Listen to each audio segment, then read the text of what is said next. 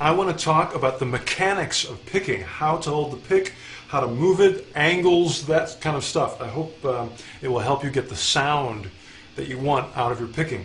When I first started playing guitar, I held it almost backwards to how I hold it now. I used to hold it with 2 fingers and my thumb, and in order to get a good angle on the string, which you need for it to go over quickly, I would sort of angle it back like that. And it sounded good, but it started to hurt my thumb because it was pushing the thumb back into my hand. So after 8 years of that, I completely turned it around and decided to hold it on the side of my first finger. And in order to make that happen, the thumb has to bend forward and the first finger has to pull back. And you can see how if my finger continues to pull back, the thumb angles more and more. So really, where this first finger is controls the angle of the thumb. And all that matters because it changes the sound of the string and that kind of cello-y, brushy kind of sound. And that's what I like. I like that kind of cello-y, swoosh, swoosh, swoosh kind of sound. If it's too parallel with the string, that disappears. You can hear it. But as I angle it, you begin to get that nice little brushy, scratchy sound.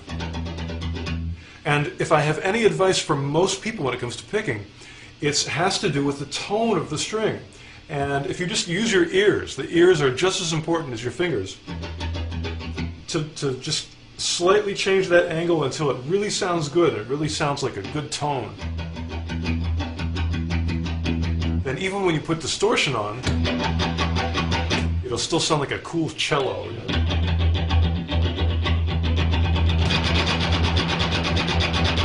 Obviously I'm not picking hard, but with a lot of distortion, if you pick hard, it just gets messy. And we want this to be nice and clean and controlled.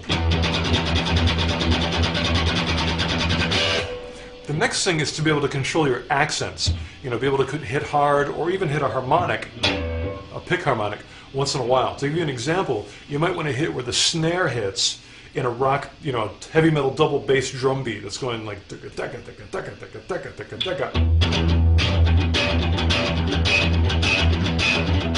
I'm trying to accent where that snare drum would be.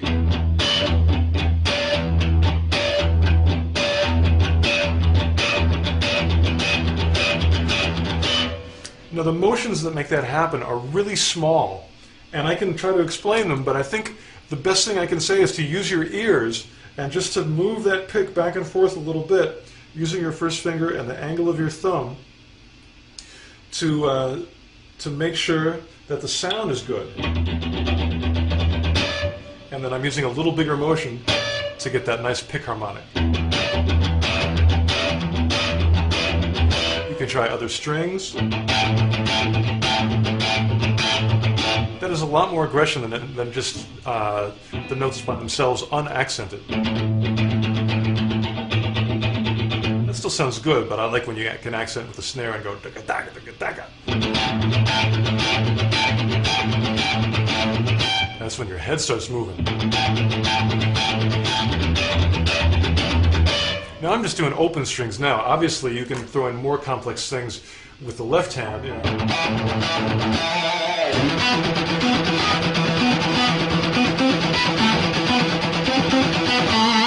It's all alternate picking. And I really do prefer alternate picking for faster things to any other kind. Alternate picking is just doing a downstroke and then an upstroke and continuing that in that fashion, just back and forth.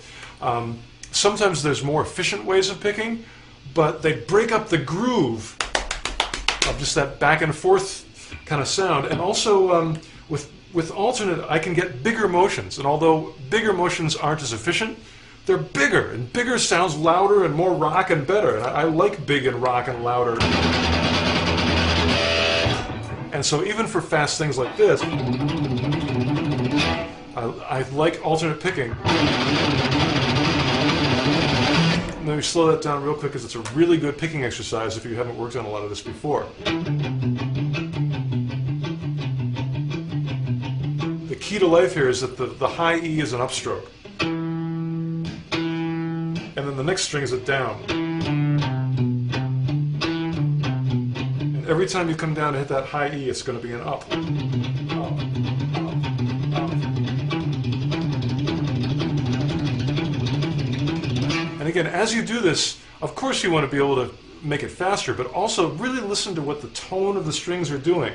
You can listen as I slightly change the angle to how the sound changes.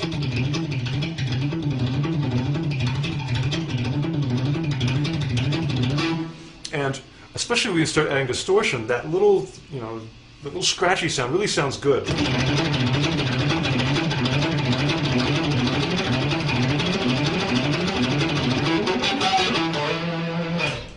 Also, please, don't do what a lot of beginners do, which is to just make your left hand do something that is slower than the right hand. I really want you to sync up the hands, and don't cheat and play 3 notes and pick really fast.